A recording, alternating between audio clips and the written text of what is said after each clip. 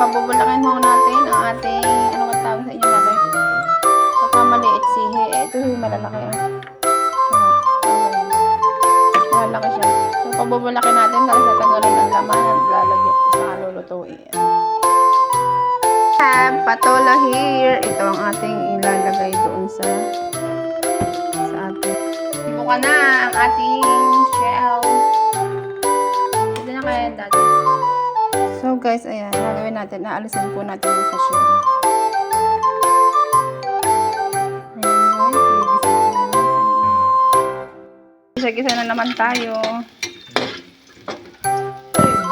Bawang, sibuyas, luya. Luya ang pampabango. Sinunod na natin ang ating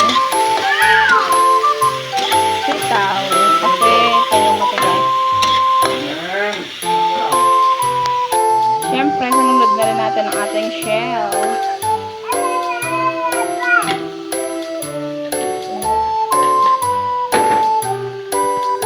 Pagkatapos, nalagyan na rin ho natin ang ating patola. Tapos, i-mix lamang po natin yun.